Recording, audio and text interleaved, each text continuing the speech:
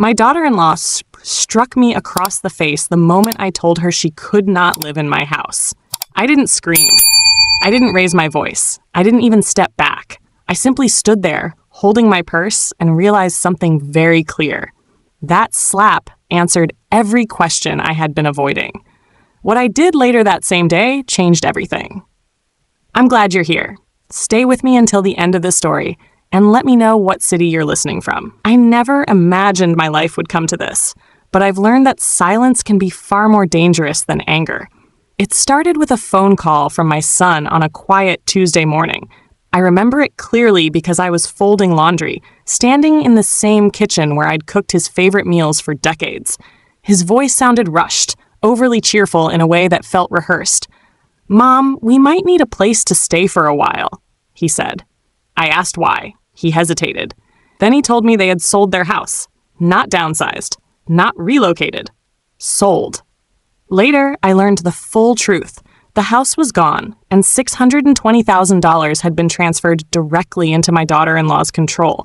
Money meant to secure their future, spent freely as if consequences didn't exist. They arrived at my door that afternoon without warning. No suitcases, no apology, just expectation. My daughter-in-law walked in first, scanning my living room the way someone looks at a hotel lobby. My son followed behind her, quiet, avoiding my eyes. I noticed then how small he looked, how distant. She didn't ask if they could stay. She told me they would. I listened. I let her finish. Then I said one word. No. The room went still, the kind of stillness that feels heavy, like the air has stopped moving. My daughter-in-law's face changed instantly. Not surprise, not confusion, anger, sharp and sudden. She stepped closer. Too close. "You owe us," she said. That was when she struck me. The sound echoed louder than it should have. I felt it burn, not just on my skin, but somewhere deeper. My son didn't move. He didn't speak. He just stood there, frozen, as if watching a stranger's life unfold. I didn't cry. I didn't threaten her. I didn't tell her to leave. I simply turned, walked to my bedroom, and closed the door. That night, I sat on the edge of my bed and looked around the room I had paid for, maintained, and protected for over 40 years. Every piece of furniture had a memory. Every wall had heard laughter, arguments, and forgiveness. I realized then that this wasn't just about money or housing. It was about boundaries, and the moment I enforced one, I became the enemy. The next morning, I woke up early, made coffee, fed the birds in the backyard like I always do. I moved slowly, deliberately, calm on the outside, focused on the inside. I didn't call my son. I called my lawyer. Not out of anger, out of clarity. By noon, paperwork was in motion, quietly, legally, permanently. My daughter-in-law thought my silence meant weakness. She thought the slap had ended the conversation. She was wrong, and she wouldn't realize just how wrong she was until the papers arrived. The morning after the slap felt strangely ordinary. Sunlight came through the kitchen window at the same angle it always had, landing on the worn corner of the countertop where my husband used to rest his coffee mug. I stood there longer than necessary, holding my own cup, waiting for the anger to arrive. It didn't. Instead, there was a quiet clarity that settled into my chest, heavy but steady. I replayed the last 48 hours in my mind, not with emotion, but with attention, like someone reviewing footage they hadn't noticed before. My son had called 3 days earlier. That was the first crack. He hadn't asked how I was. He hadn't mentioned work. He went straight to logistics, timing, space. Just for a little while, he said, as if words could shrink consequences. I remembered how quickly he'd mentioned the house being sold. No details, no explanation, just a statement, dropped casually, as if selling a home was no more significant than changing phone plans. At the time, I told myself not to pry. I had raised him to be independent, to make his own decisions. I had trusted that. Standing alone in my kitchen, I realized how carefully he had avoided the truth. They hadn't sold the house because they had to. They sold it because they wanted freedom, and they had mistaken my home for their safety net. I moved through the house slowly that morning, noticing things I had ignored before. A faint scuff on the hallway wall where my daughter-in-law's suitcase had brushed past. Her coat draped over a chair she hadn't asked to use. Her shoes by the door, already placed as if they belonged there. I picked up one of those shoes and set it back outside. Not as a statement, just as a correction. My son hadn't come to speak to me. He stayed in the guest room, door closed, phone buzzing every few minutes. I could hear their voices through the walls sometimes. Hers sharp, his low and uncertain. I realized then that the slap hadn't been sudden.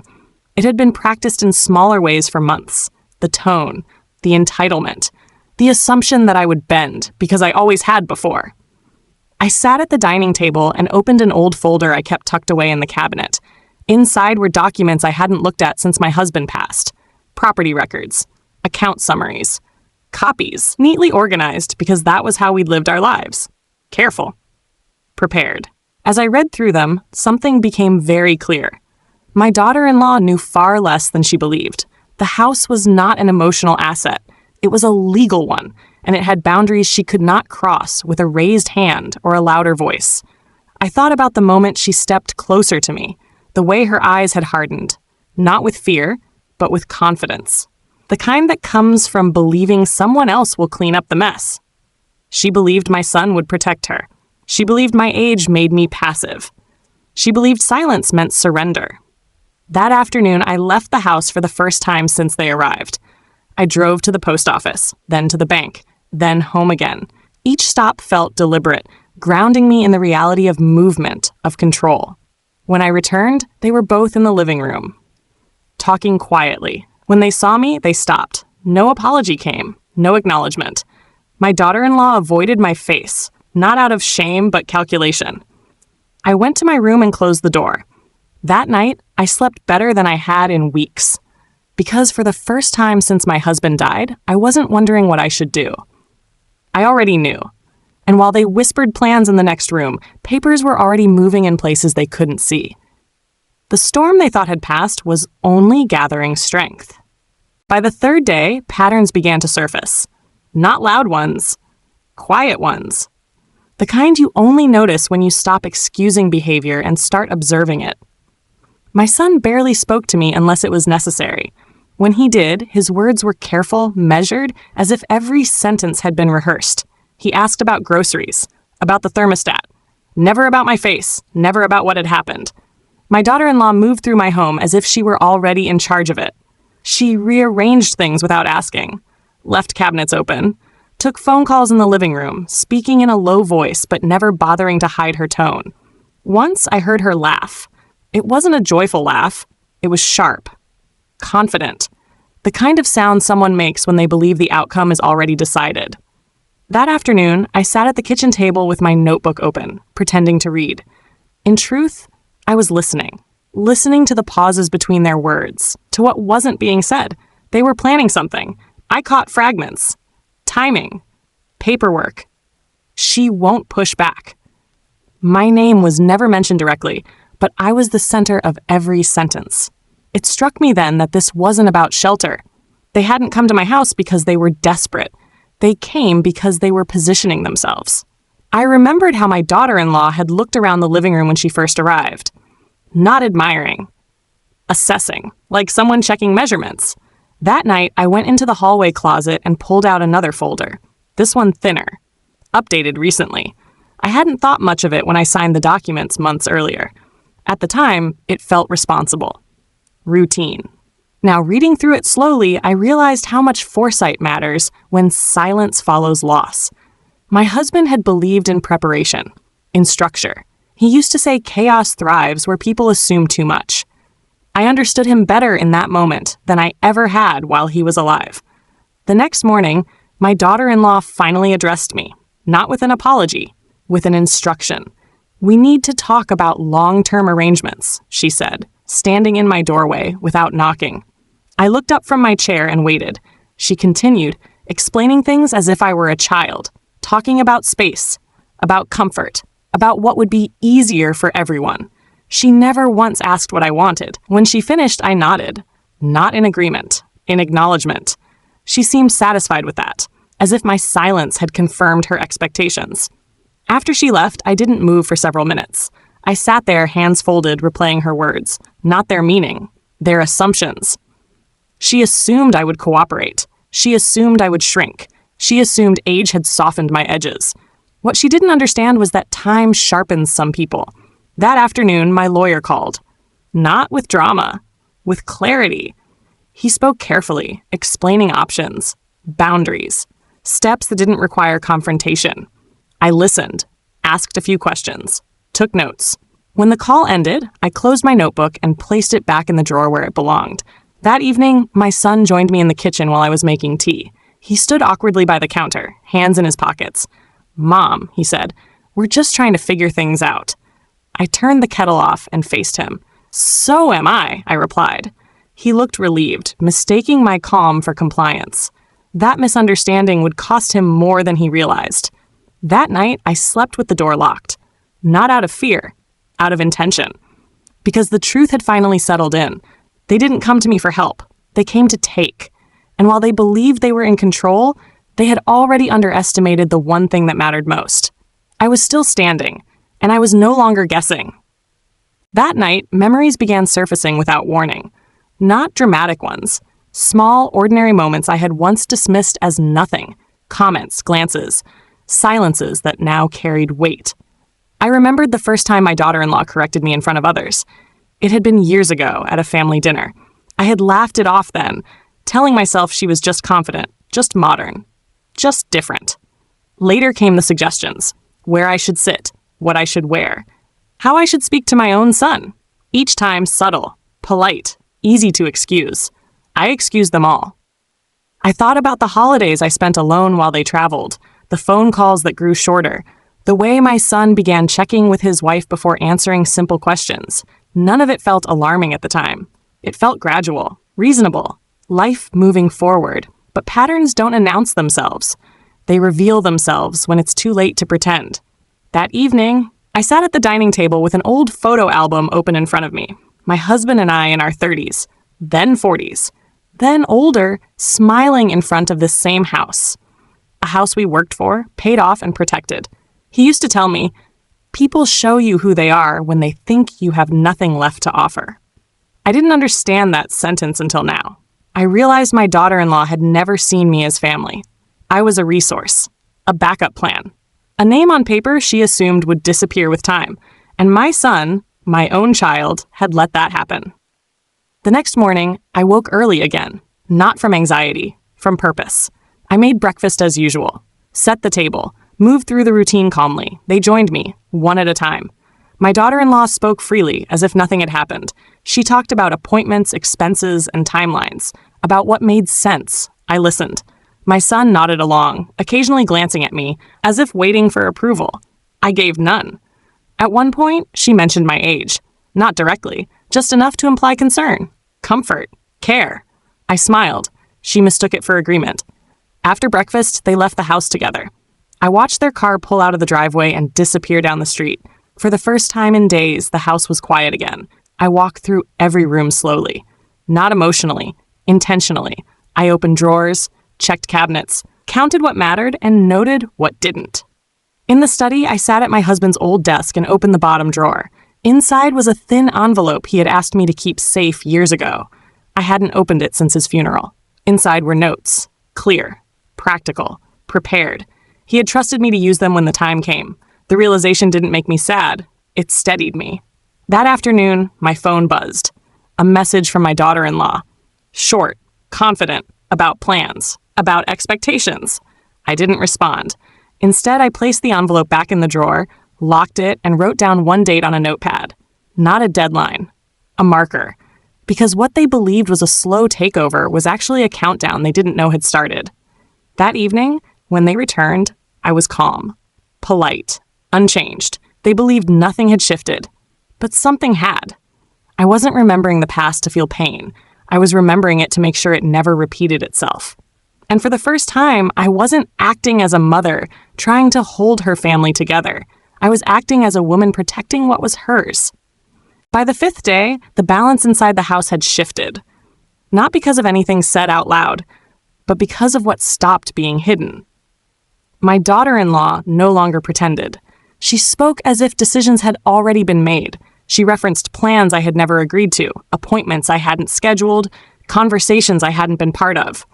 She talked about the house as if it were temporary, not for them, for me. I heard the phrase next stage more than once. My son followed her lead, quietly, faithfully. He repeated her words, softened them, tried to make them sound reasonable. He spoke about convenience, about what was best long-term. He never asked if I was willing. That afternoon, I was in the living room when she sat down across from me. No anger, no shouting, just certainty. "We need to make things official," she said. I waited. She explained that staying together wasn't sustainable, that space mattered, that independence mattered. She framed it as concern, as care.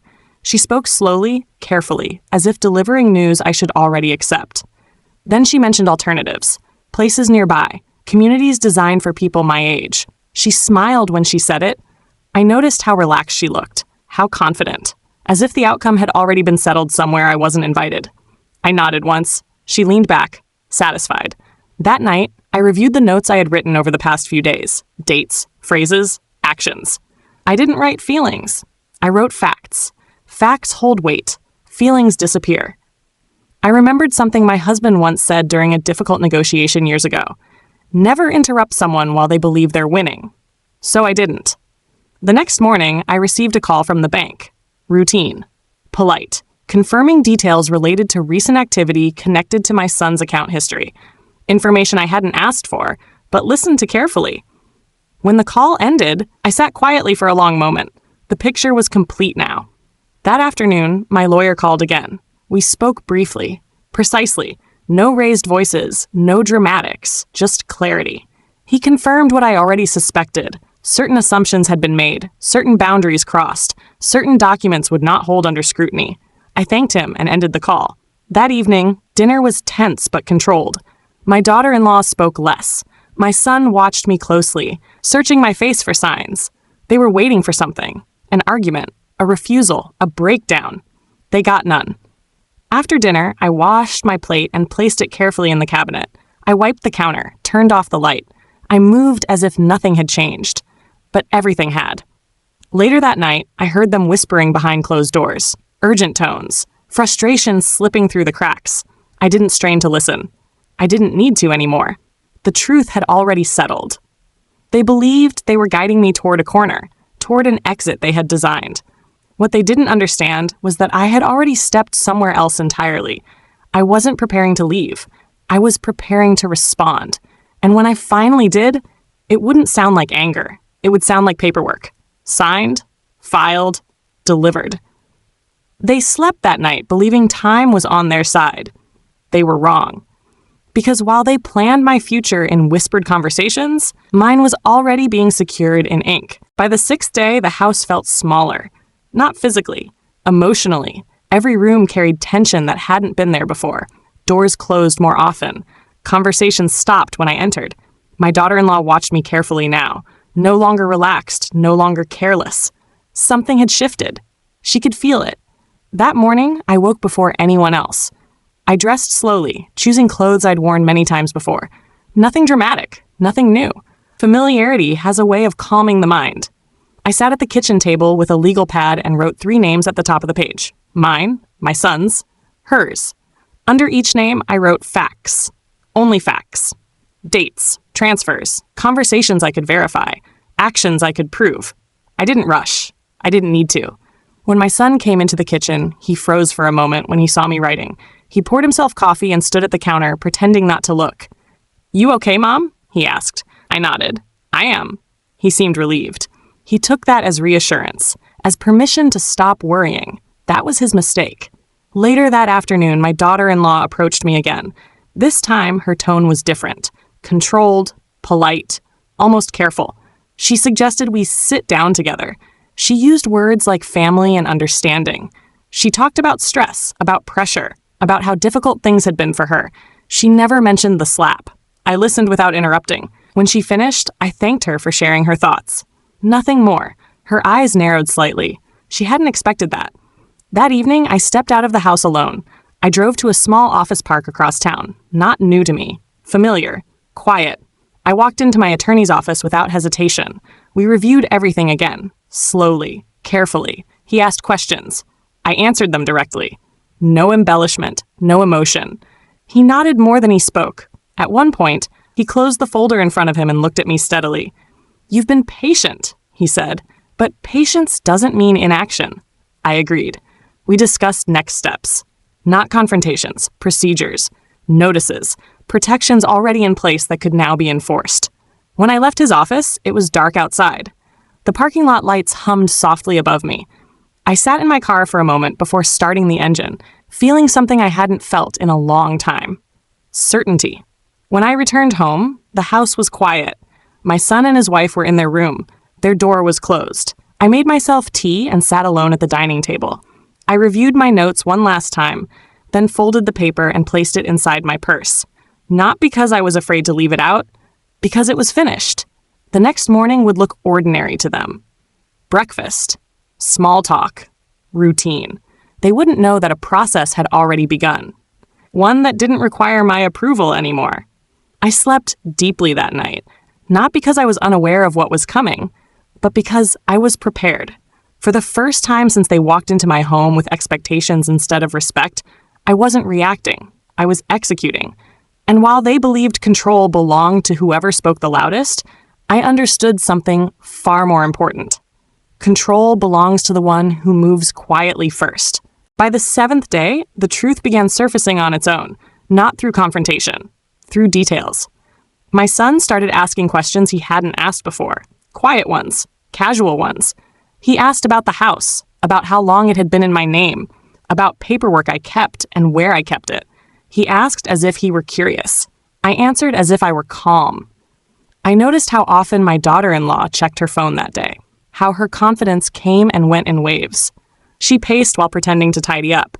She stepped outside to take calls and returned with her jaw set tight. Something wasn't aligning the way she expected.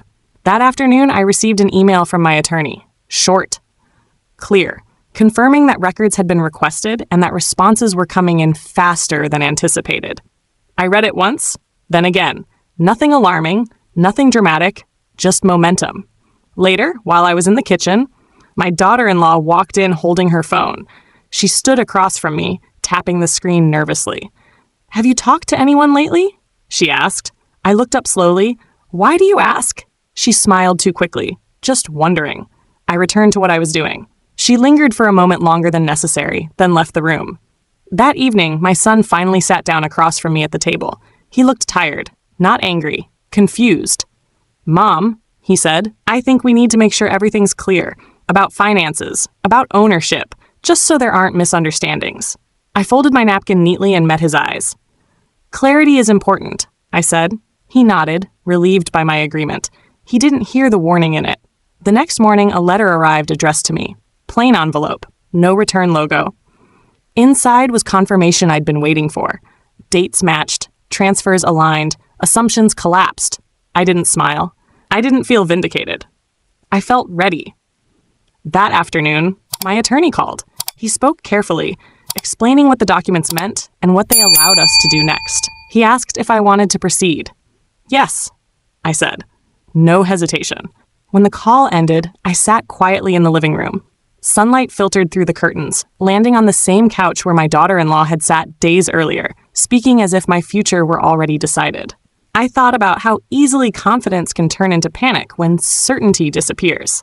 That evening, my daughter-in-law's tone changed again. She was polite, almost deferential. She asked if I needed anything, offered to help with dinner, laughed at comments she would have ignored before. My son watched closely, unsure which version of her to follow. They both sensed the ground shifting. Neither of them understood why. Before bed, I gathered a few personal items and placed them neatly in a drawer, not to hide them, to keep them in order. I slept deeply that night, because the pieces were now in place. The narrative they had been building, that I was confused, emotional, easily redirected, no longer held. What they didn't know yet was that the process had moved beyond conversations. The truth was no longer something I carried alone. It was documented, verified, and moving forward without their permission. The next steps would not require raised voices or explanations. They would arrive quietly, in envelopes, with dates. And once they did, there would be no pretending left. Only consequences, unfolding exactly as written. By the 8th day, silence became a strategy. Not avoidance, not fear. Control. I spoke less, moved normally, ate meals at the same time, kept routines intact. To anyone watching, nothing appeared different. That was the point. My daughter-in-law filled the quiet with effort. She cooked meals she'd never offered to cook before, asked polite questions, smiled too often. Each gesture landed a second too late, like a performance that had missed its cue. My son watched her closely now.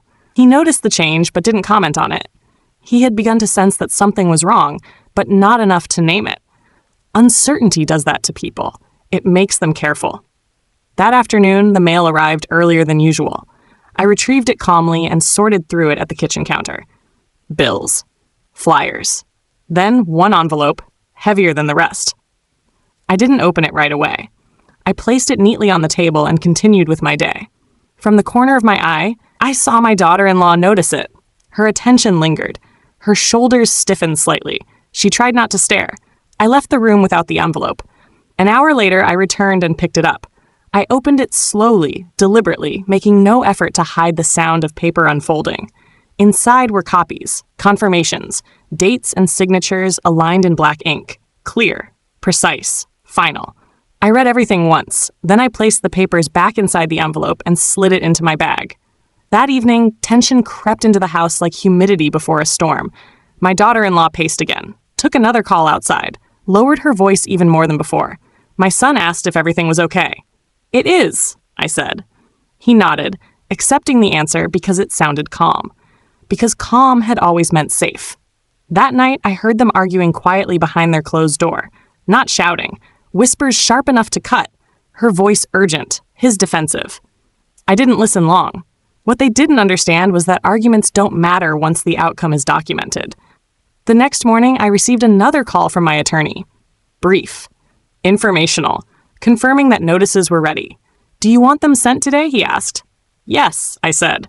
No pause. I spent the rest of the morning doing small, ordinary things. Watered the plants, folded towels, wiped down the counter, grounding myself in reality. By early afternoon, my daughter-in-law approached me again. Her voice was gentle now, careful. "We've been thinking," she said. "Maybe we all just need to slow things down." I looked at her and waited. She continued, choosing her words as if stepping through a narrow space. She talked about misunderstandings, about stress, about wanting peace. She stopped short of apology. I nodded once. She exhaled, visibly relieved. That relief wouldn't last. Later that day, a courier pulled up outside the house. My daughter-in-law saw it first. She froze mid-step as the driver approached the door. I answered it. The envelope was handed to me. I signed for it calmly and closed the door. I didn't open it in front of them. I didn't need to. My daughter-in-law watched me closely now, her face pale, her confidence gone. She knew, not what exactly, but that something irreversible had arrived.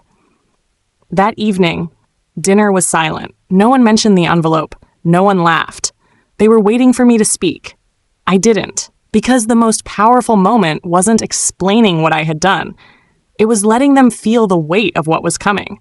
The papers had been sent. The process was active. And from this point forward, nothing in this house would move according to their assumptions, only according to what was written. And what was written could no longer be undone. By the 9th day, the waiting was over. Not for me. For them. It began with a knock at the door just after breakfast. Not loud. Not urgent. Firm. Professional. The kind of knock that doesn't ask permission. My daughter-in-law was the first to look up. Her fork paused midair. My son froze, eyes shifting toward the hallway. I stood. "I'll get it," I said. When I opened the door, a man stood there holding a folder and a clipboard. Calm, neutral. He asked my name, then confirmed the address. I nodded. He handed me the envelope and asked for a signature. I signed without hesitation. My hand was steady.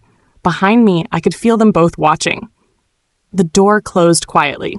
I didn't open the envelope right away. I walked to the kitchen counter and placed it down carefully, aligning it with the edge. Small habits matter in moments like that. My daughter-in-law stood slowly. Too slowly. Her face had gone pale. She didn't ask what it was. She already knew enough to be afraid. My son finally spoke. "Mom, what is that?" "Information," I replied. Nothing more. I opened the envelope and removed the documents. I didn't read them. I already had. I simply glanced at the first page to confirm what I needed to see. Then I slid the papers back into the folder and closed it. My daughter-in-law's voice cracked when she tried to speak. Is this necessary?" I looked at her calmly. "It already is." She sat back down, her confidence draining in real time. The certainty she'd worn for days had vanished, replaced by calculation and fear. My son reached for the papers, then stopped himself. "What does this mean?" he asked quietly. "It means there are boundaries," I said, "and consequences." That was all. The rest of the morning passed in silence. My daughter-in-law retreated to the bedroom, phone pressed to her ear, whispering urgently. My son sat at the table long after his coffee had gone cold, staring at nothing. I went about my day. I folded laundry, watered the plants, opened the windows to let fresh air move through the house. Ordinary things. Grounding things. By mid-afternoon, the phone started ringing. My daughter-in-law answered the first call in the bedroom, the second one on the porch. By the third, her voice was shaking. Words like notice, timing, and misunderstanding floated through the hallway. None of it mattered. When she finally came back into the living room, her tone was different. Gone was the authority. Gone was the assumption. She sat across from me, hands clasped tightly. "We need to talk," she said. I waited. She spoke quickly now, explaining, backtracking, reframing. She mentioned stress, pressure, mistakes. She never once mentioned the slap. My son joined her, nodding along, adding words like family and working it out. I listened until they finished. Then I stood. "This conversation is over," I said calmly. "Anything else can go through my attorney." My daughter-in-law's eyes widened. My son looked stunned. "You can't be serious," she said. "I am," I replied. That evening, suitcases appeared in the hallway. Not packed fully. Not yet, but present. The illusion of permanence had broken. Dinner went untouched. That night, I slept peacefully. Because the papers had done what words never could. They had shifted the power. The next steps were no longer emotional. They were procedural. And for the first time since they walked into my home believing they could take over, they understood something they hadn't before. This was no longer a family discussion. It was a legal reality. And it had already begun. By the 10th day, the house no longer felt like a battlefield. It felt like an exit. My daughter-in-law woke early that morning. I heard her moving around before sunrise, opening drawers, closing them too quickly. The sound of zippers traveled down the hallway. Not rushed. Careful. Controlled panic has a rhythm of its own. My son sat at the kitchen table when I came in. His shoulders were slumped. He looked older than he had a week ago. Older than he should have. "Mom," he said quietly, "we need to talk." I poured myself coffee before answering. I took my time. "I'm listening," I said. He spoke slowly, choosing words the way someone walks across thin ice. He talked about stress, about things getting out of hand, about how none of this was supposed to happen this way. I waited until he finished. "Some things happen because they're allowed to," I said. He didn't respond. My daughter-in-law entered the kitchen halfway through the conversation. She stopped short when she saw us. Her eyes moved from my face to my son's, searching for reassurance he couldn't give. She tried a different approach this time. Apologies. Not for the slap, not for the entitlement, for the situation, for misunderstandings, for how things had spiraled. She kept her voice soft, careful, as if volume could change outcomes. "I think we all just need to take a breath," she said. "We don't need to make this worse than it already is." I met her eyes. "This isn't escalating," I replied. "It's concluding." She swallowed hard. That afternoon, my attorney called again. Brief update. Confirmations delivered. Timelines set. No surprises. When the call ended, I didn't share the details. I didn't need to. They could feel it. My daughter-in-law stopped making eye contact. She packed quietly now, folding clothes with precision. Each movement carried a weight she hadn't expected to feel. My son hovered between rooms, unsure where he belonged.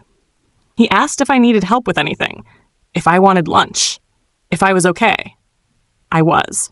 Later, I watched from the living room window as my daughter-in-law loaded the trunk of their car. She paused once, phone in hand, staring at the screen as if waiting for something to change. Nothing did. When she came back inside, she stood near the door, keys in hand. "We'll stay somewhere else for now," she said. "Just until things calm down." I nodded. My son hesitated. "Mom, I never wanted to hurt you." "I know," I said, "but you allowed it." That landed harder than anything else I could have said. They left just before sunset. The sound of the car pulling away felt final. Not dramatic, clean. I stood in the doorway long after the street was empty. That night, I walked through the house room by room. I didn't rush. I touched familiar surfaces, straightened what had been disturbed, closed doors gently. Everything was back where it belonged. Later, I sat alone at the dining table with a cup of tea. The silence felt different now, not heavy, earned. The phone buzzed once, a message from my daughter-in-law. Long, emotional, unsent in my mind before I ever opened it. I didn't reply, because there was nothing left to discuss. The outcome had already been decided, not by anger, not by arguments, but by action taken quietly and correctly. They thought the hardest part would be leaving. They were wrong.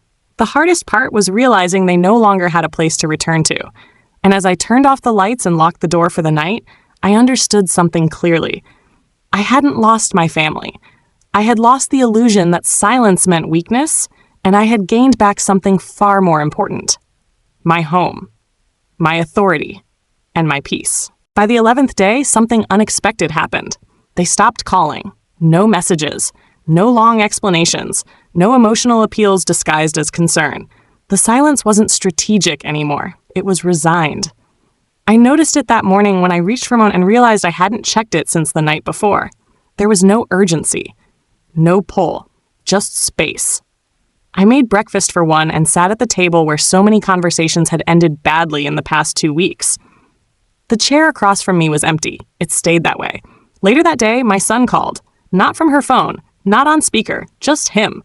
His voice sounded smaller than I remembered. Careful, uncertain. "Mom," he said, "I just wanted to check in." I waited. "I've been thinking a lot," he continued, "about everything."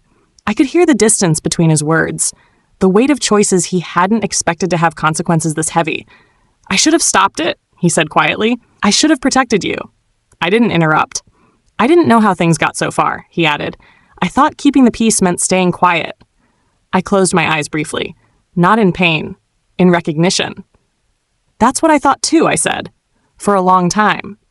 He was silent on the other end of the line. "I don't expect you to fix this," I continued, "but I do expect you to understand it." "I do," he said. And this time I believed him. We didn't talk long. There was no dramatic reconciliation, no promises. Just honesty, spoken too late to undo damage, but early enough to prevent more. After the call, I sat quietly for a while, not reflecting on what was lost, but on what had finally been named. Respect cannot be negotiated after it's broken. That afternoon, I received confirmation from my attorney that everything was finalized. No pending actions, no loose ends. I thanked him and ended the call. I didn't feel triumphant. I felt settled. The house had returned to its rhythm. My rhythm. The floors creaked where they always had. The clock ticked steadily in the hallway. The air felt lighter, as if it had finally been allowed to move again. That evening, I went through the mail and found a letter from my son. Handwritten. Rare. He didn't apologize again. He didn't explain. He wrote that he was learning, that he was beginning to see where he had gone wrong. That he hoped one day things could be different. I folded the letter carefully and placed it in a drawer. Not to hide it, to keep it. Some lessons take time to settle. As night fell, I turned off the lights one by one. I stood in the living room for a moment, looking around. Nothing was missing. That was the point. I hadn't reclaimed my home through force or fury. I had reclaimed it through resolve. They had mistaken my patience for permission. They had mistaken my silence for surrender. But silence, when chosen, is not weakness. It is restraint. And restraint, when backed by action, changes everything. By the 11th day, I wasn't waiting for anyone to return. I was already moving forward, on my terms. By the 12th day, the house no longer felt like it had survived something. It felt restored. I woke before sunrise, not out of habit, but because my body was finally at ease. The quiet was different now. Not empty, complete. The kind of silence that comes when nothing is being held back. I made coffee and stood by the kitchen window, watching the sky slowly change color. This house had seen many versions of me. A young wife, a tired mother, a grieving widow. And now, something else entirely. A woman who no longer explained herself. I thought about the moment everything shifted. Not the slap, not the papers, not even the knock at the door. The real turning point had been quieter than that. It was the moment I realized I did not need to be understood to be respected. For years, I had softened my words, waited my turn, stayed quiet for the sake of peace. I believed love meant endurance. that patience was proof of loyalty. I was wrong. Patience without boundaries is not kindness. It is permission. My son had learned that lesson too late. My daughter-in-law had never intended to learn it at all. But that was no longer my burden. Later that morning, I walked through the house one last time. Not to check, not to inspect, but to acknowledge it. The living room where decisions had been assumed instead of discussed. The hallway where voices had lowered when I approached. The doorway where entitlement had crossed into something unforgivable. I closed that door gently. In the afternoon, I received one final message. Not an apology, not a demand, just a short note from my son. I understand now. I'm sorry it took so long. I read it once. Then I set the phone down. Understanding, when it arrives late, still matters. But it does not rewrite history. It simply shapes the future. I did not respond. Not because I was angry, because I had said everything that needed to be said with my actions. As evening settled in, I sat at the dining table with a single place setting. No expectation. No waiting. Just presence. I realized then that the story I had been living was never about betrayal alone. It was about awakening, about recognizing that dignity does not require witnesses, that strength does not announce itself, that silence, when chosen deliberately, is not the absence of power, but its refinement. I had not driven anyone away. I had simply stopped making space for those who believed they could take without consequence. That night, before turning off the lights, I stood in the center of my home and took one slow breath. Nothing was missing. No voices echoed. No tension lingered. No fear remained. Only clarity. I did not win by shouting. I did not win by begging. I did not win by proving anything. I won by standing still while everything false fell away. And if there is one thing I have learned from all of this, it is this. Being a mother does not mean being silent. Being older does not mean being powerless. And being kind does not mean being expendable. I didn't raise my voice. I raised my standards. And when I finally chose myself, the story ended exactly where it was meant to, with peace.